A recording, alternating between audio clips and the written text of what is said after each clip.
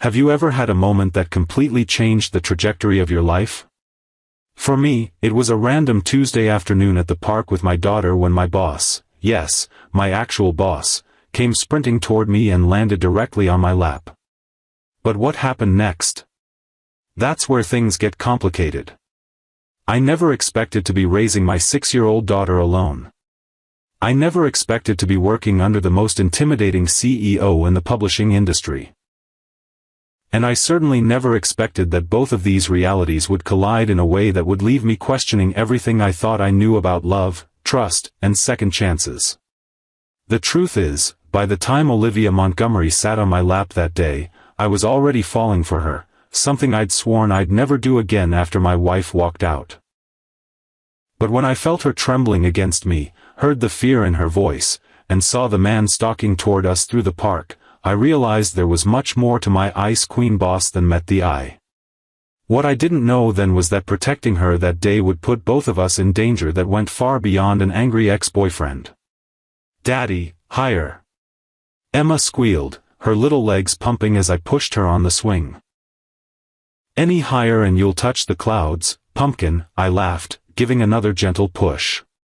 The park was relatively empty for a Tuesday afternoon. Just a few other parents with their kids, an elderly couple feeding birds, and me, Jake Sullivan, 34-year-old single dad, trying to make the most of the 2 hours I had before I needed to return to the office.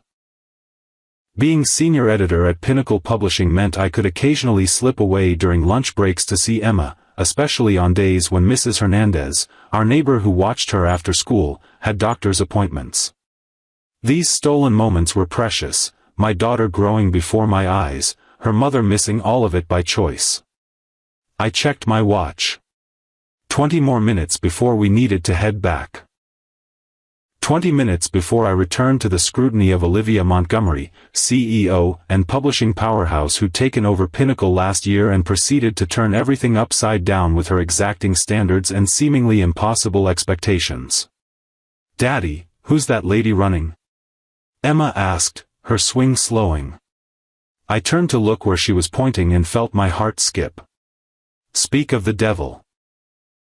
Olivia Montgomery herself was sprinting across the park lawn in our direction, her usual perfect composure completely absent. Her long, silky blonde hair was flying behind her, designer heels in one hand, her face a mask of panic. Before I could process what was happening, she spotted me. "Jake," she gasped, relief flooding her features. And then she was there, practically diving onto my lap, her arms wrapping around my neck as she buried her face against my shoulder. "Please," she whispered, her voice shaking. "Pretend we're together. He's following me." I instinctively wrapped an arm around her waist, feeling her trembling against me. "Easy," I whispered against her hair. "I've got you." Emma was staring at us, her little face scrunched in confusion. "Daddy, why is your boss sitting on you?" Olivia tensed against me, and I could feel her heart hammering through her silk blouse. I followed her terrified gaze to where a tall man in an expensive suit was scanning the park, his face contorted with anger. "Emma, sweetheart," I said calmly, though my own pulse was racing, "this is Ms. Montgomery. She's playing a game of hide and seek with us. Isn't that fun?" Emma's eyes widened with excitement, completely oblivious to the tension. "I love hide and seek." I pulled Olivia closer, one hand moving to stroke her hair in what I hoped looked like an intimate gesture to anyone watching.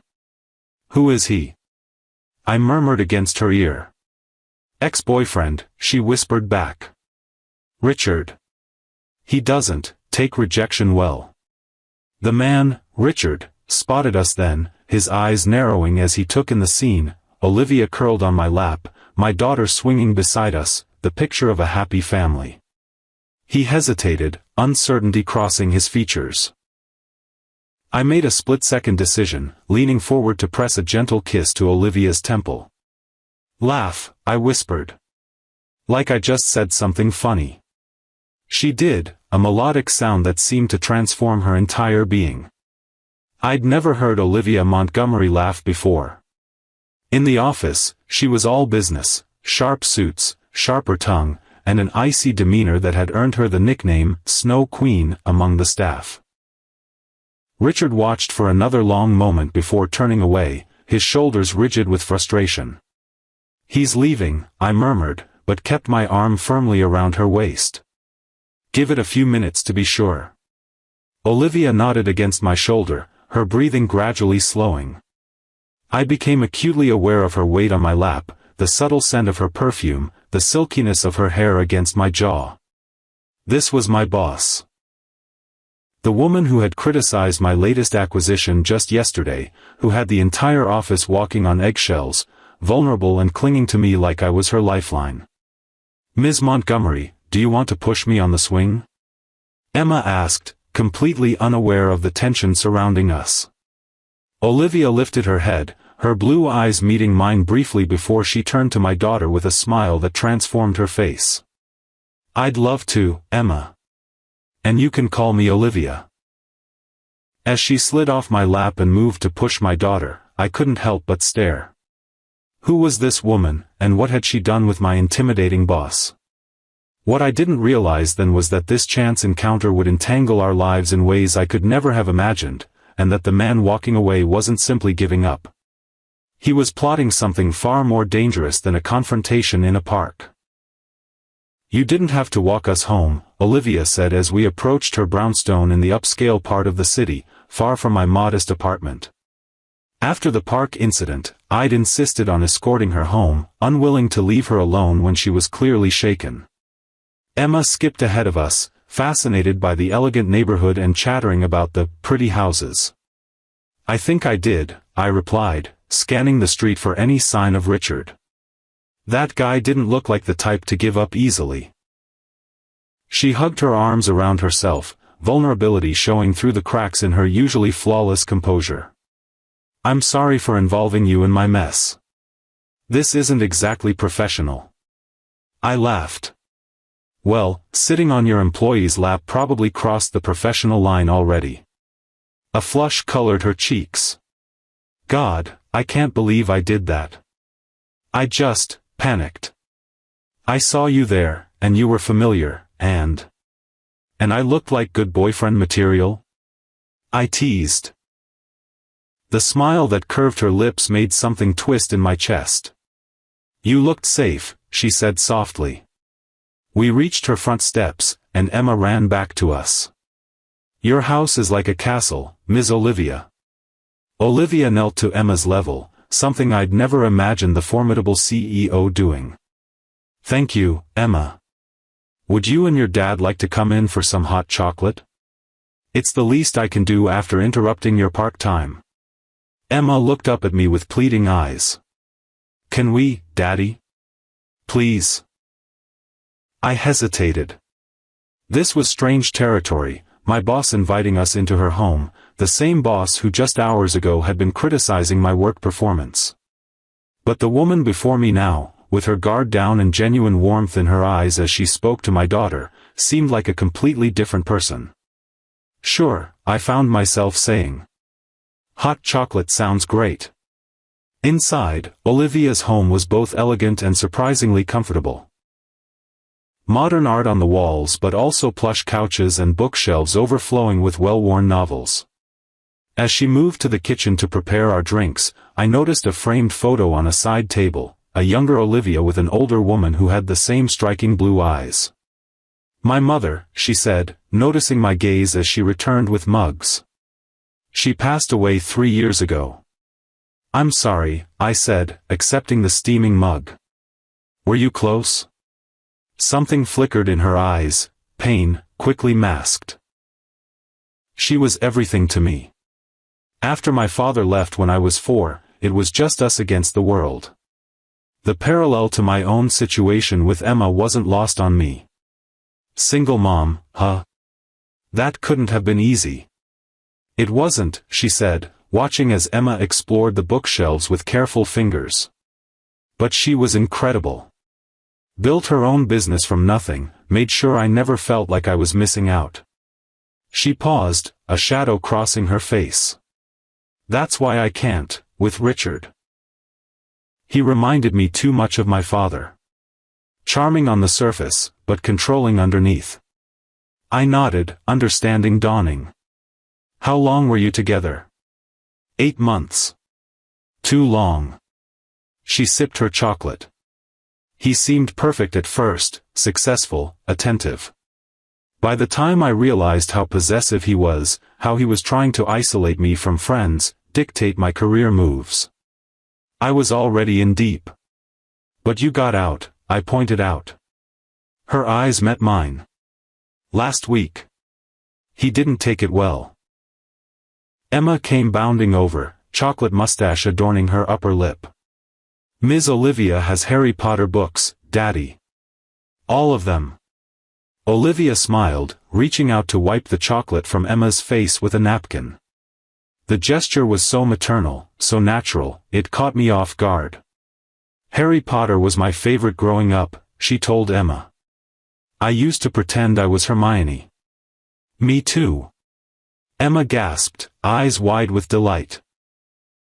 I watched them, this unexpected connection forming between my daughter and my boss, and felt something shift inside me. The Olivia Montgomery in the office, demanding, critical, sometimes downright intimidating, seemed worlds away from this woman gently discussing favorite characters with my 6-year-old. You're good with her, I said later, as Emma explored the small garden behind Olivia's brownstone. Olivia's smile held a touch of sadness. I always wanted children. It just never happened.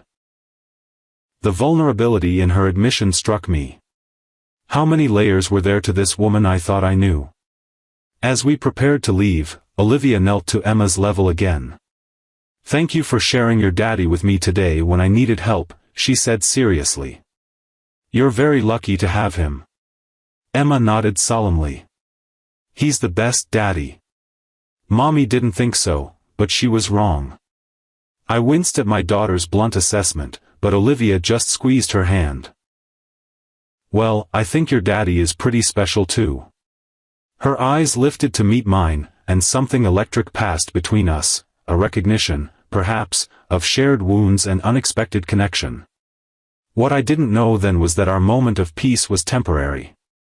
Richard had seen us together, had followed us, and was now watching Olivia's home from across the street, his jealousy and obsession building into something dangerous. And he wasn't working alone. The next morning at the office was surreal. Olivia swept past my desk in her usual impeccable attire, today a tailored navy dress that highlighted her perfect figure, with barely a nod of acknowledgement. If not for the slight softening around her eyes when they met mine, I might have imagined the entire previous day. Sullivan, I need the Mercer manuscript on my desk by noon, she called over her shoulder, every inch the demanding CEO. My colleague, Tom, leaned over. Ice Queen's on the warpath today. What did you do to piss her off? I shrugged, unable to explain the complexity of what had transpired between Olivia and me. Just the usual. But as the day progressed, I noticed small changes. A coffee appeared on my desk, exactly how I liked it, though I'd never told her my preference.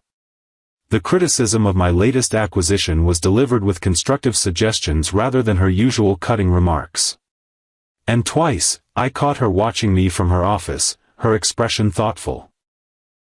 At lunch, my phone buzzed with a text from an unknown number.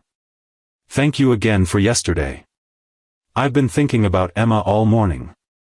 She's wonderful. OM**. I smiled, typing back, she hasn't stopped talking about Ms. Olivia and her Harry Potter books. 3 dots appeared, disappeared, then, would it be completely inappropriate to ask if you both might like dinner sometime? As a thank you, My heart rate picked up. Was my boss asking me on a date? Or was this just gratitude? And why did the distinction matter so much to me suddenly? We'd love that, I replied before I could overthink it. The response came quickly, tonight? 7 p.m.? I'll cook, As I stared at my phone, Tom whistled low. Must be some text to put that look on your face. Hot date? Something like that, I murmured, still processing the invitation. What I didn't see was Richard watching the building from his car across the street, his face darkening as he observed the Pinnacle Publishing offices. I didn't know that he had connections to our biggest rival publishing house, or that his obsession with Olivia was about to become professional as well as personal. Dinner at Olivia's was nothing short of revelatory. She'd prepared a simple but delicious pasta that even my picky Emma devoured, and the conversation flowed with surprising ease. The corporate mask had completely fallen away, revealing a woman with a sharp, witty sense of humor that matched my own, who listened intently to Emma's school stories, and who gradually shared pieces of herself I suspected few people ever saw. So why the different personas? I finally asked as we sat on her patio after Emma had fallen asleep on the couch inside. The Olivia at work versus this Olivia. She swirled the wine in her glass, considering. When my mother died and I took over her company, it was struggling. The board, all men, were circling like vultures, ready to push me out and sell it off piece by piece. Her eyes hardened at the memory. I learned quickly that being liked wasn't going to save her legacy. Being feared and respected would. And it worked, I acknowledged. Pinnacle had flourished under her leadership, despite initial skepticism. It did. But sometimes I wonder what I've sacrificed along the way. Her gaze drifted to where Emma slept. Connection. Authenticity. The chance for a real life outside those office walls. It's not too late, I said softly. Her eyes met mine, vulnerability and hope warring in their blue depths. Isn't it? The Ice Queen and the Single Dad? Sounds like a disaster waiting to happen. Or the beginning of a great story, I countered, surprising myself with my boldness. And I happen to know a thing or two about great stories. A smile curved her lips. You're good at your job, Jake. I've always thought so, even when I'm being critical. High praise from the Ice Queen herself, I teased. Don't call me that, she said, but she was laughing. What should I call you then? I asked, suddenly serious. She set down her wine glass and moved closer, her eyes never leaving mine. Just Olivia. Just me. The kiss that followed was gentle at first, tentative, both of us aware of the lines we were crossing, the complications we were inviting. But when her hand came up to cup my face, something broke loose inside me. It had been so long since I'd been touched with such tenderness, since I'd allowed myself to want someone this way. When we finally pulled apart, her eyes were wide with wonder. I didn't plan this, she whispered. Neither did I admitted. But I'm not sorry. She rested her forehead against mine. This is complicated, Jake. I'm your boss. You have Emma to think about. And Richard. The mention of her ex sobered us both. Has he contacted you again? She hesitated. Just some texts. Nothing threatening, just persistent. I blocked his number. What neither of us knew was that at that very moment, Richard was implementing a plan that would threaten not just our budding relationship, but the entire future of Pinnacle Publishing, and that his obsession with Olivia had evolved into something far more dangerous than either of us could have imagined. The next few weeks unfolded in a delicate balance, professional distance at the office, with only the occasional lingering glance or brush of hands to betray the growing connection between us, and increasingly intimate evenings spent together with Emma, who had completely fallen in love with Ms. Olivia, and her endless supply of books and stories. We were careful, cautious about defining what was happening between us. Both of us carried scars. Me from my wife's abandonment, Olivia from a lifetime of putting career before personal happiness. And hovering in the background was the unresolved threat of Richard, who seemed to have disappeared but whose presence we both felt like a shadow. Then came the board meeting that changed everything. We have a serious problem, Olivia announced, her CEO persona firmly in place as she addressed the board. Someone has been leaking our acquisition plans to Apex Publishing. They've outbid us on 3 major manuscripts in the past month. The boardroom erupted in concerned murmurs. I sat quietly, watching Olivia command the room with the confidence I'd first found intimidating but now understood was her armor. "How serious is the damage?" asked Gerald, the oldest board member. "Serious enough," Olivia replied. "The Patterson deal is in jeopardy, and they've approached Michaels about her next series." My stomach dropped. Those were 2 of our biggest potential acquisitions, projects I'd been personally shepherding. "Do we have any idea who's behind the leak?" I asked. Olivia's eyes met mine briefly. "Not yet. But I've hired a security consultant to investigate. Until then, all acquisition discussions will be limited to senior staff only." After the meeting, she called me into her office, closing the door behind us. "It's Richard," she said without preamble, her voice low. "He's connected to Apex through his college roommate, their current CEO." I stared at her. "You think he's using corporate espionage as, what? Revenge?" "I know it sounds paranoid," she admitted, running a hand through her silky hair. "But the timing is too coincidental. The leak started right after I ended things with him." "Have you told the board your suspicions?" She shook her head. "Without proof? They already think I'm too emotional for this job. If I start accusing my ex-boyfriend of corporate sabotage..." I moved closer, fighting the urge to take her hand in the glass-walled office where anyone could see us. "What can I do?" Her eyes softened. "You're already doing it. Just, be there." What neither of us realized was that Richard's plan went far beyond simple corporate sabotage.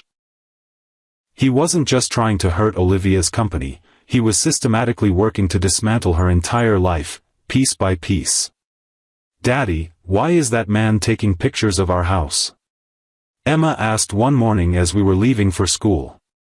I froze, following her pointing finger to a car parked across the street.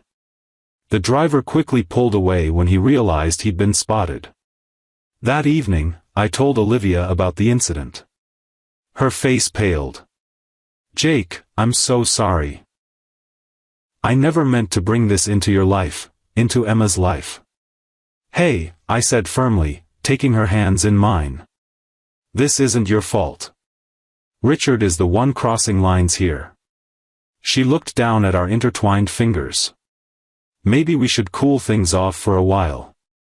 Until this blows over. Is that what you want?" I asked, my heart sinking. Her eyes met mine, vulnerable and afraid. "No. But I'm scared, Jake. Not for me, for you and Emma. I couldn't bear it if something happened to either of you because of me." I pulled her close, breathing in the now familiar scent of her hair. "We're stronger together than apart. Whatever he's planning, we'll face it together."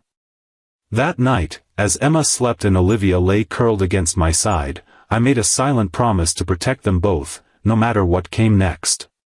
What I didn't know was how soon that promise would be tested. The next morning, I arrived at work to find the office in chaos. Overnight, someone had leaked emails between Olivia and the board, emails taken out of context to make it appear she was planning to sell off divisions of the company and lay off staff. "It's not true," she insisted as panicked employees demanded answers. Those emails were discussing worst-case scenarios, not actual plans.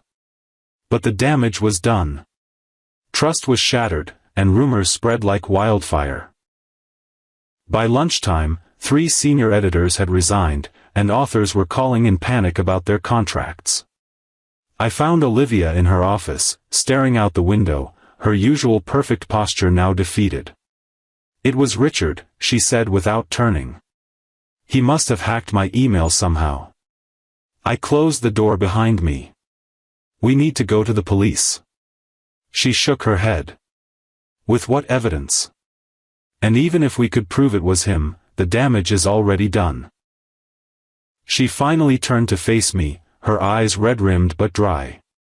"My mother built this company from nothing, Jake. It was her life's work. And now I'm watching it crumble because I made the mistake of letting the wrong man into my life. This isn't over, I insisted. The board knows you. They trust you. Do they? She asked bitterly. Or do they see what everyone else sees, the ice queen who's too ambitious for her own good? I moved closer, caution forgotten. That's not who you are. And anyone who's taken the time to really know you understands that. Her expression softened. Like you have? Like I have, I confirmed, taking her hand. And we're going to fight this. Together. What we didn't know then was that Richard's vendetta was about to escalate in ways neither of us could have anticipated, and that the final confrontation would force both of us to face our deepest fears and strongest truths. 3 days later, the board called an emergency meeting. Despite our best efforts to contain the damage, Pinnacle's stock had plummeted, and authors were jumping ship to competitors, including Apex, which was all too happy to capitalize on our misfortune. The board has lost confidence in your leadership, Gerald informed Olivia, his expression grave. We're offering you the chance to resign gracefully before we're forced to take more drastic action. I watched the color drain from her face. Everything she'd worked for, everything her mother had built, slipping away because of one man's obsession. I request 24 hours, she said, her voice steady despite the devastation I knew she was feeling. Before you make your final decision. Gerald exchanged glances with the other board members before nodding reluctantly. 24 hours. But unless you can miraculously restore confidence in this company, I don't see how the outcome will change. As we left the boardroom, I pulled her into an empty conference room. What's your plan? For the first time since I'd known her, Olivia Montgomery smiled with genuine mischief. Who says I have a plan? Because I know you, I replied. And you don't go down without a fight. Her smile widened. You're right. And I'm going to need your help. That night, after putting Emma to bed, I joined Olivia at her dining table, now covered with papers, laptops, and coffee cups. Together with her security consultant, a former FBI agent named Diana, we pieced together the evidence of Richard's sabotage. It's not enough for a criminal case, Diana warned. But it might be enough to convince the board. And if it isn't? I asked. Olivia's eyes met mine across the table. Then I walk away with my head held high, knowing I fought for what matters. Her hand found mine. And knowing I found something even more important along the way. The tenderness in her voice made my heart swell. Whatever happened tomorrow, whatever Richard had done, he hadn't succeeded in breaking her spirit, or what was growing between us. What none of us expected was for Richard himself to make an appearance at the board meeting the next day. I believe I can shed some light on Pinnacle's recent troubles, Richard announced, striding into the boardroom uninvited, looking every inch the successful businessman in his tailored suit. Olivia froze beside me, her knuckles white as she gripped the edge of the table. Mr. Harrington, this is a private meeting, Gerald began, but Richard cut him off. I think you'll want to hear what I have to say. He placed a flash drive on the table. This contains evidence that Olivia Montgomery has been deliberately sabotaging her own company to drive down its value before a planned management buyout. The accusation was so outrageous that for a moment, no one spoke. Then Olivia stood, her composure remarkable given the circumstances. That's an interesting theory, Richard. Especially coming from someone who's been working with Apex Publishing to undermine Pinnacle since our breakup. Richard's confident smile faltered slightly. That's absurd. Is it? Olivia nodded to Diana, who distributed folders to each board member. These are records of communications between Richard Harrington and Apex CEO Marcus Wells, dating back to the day after I ended our relationship.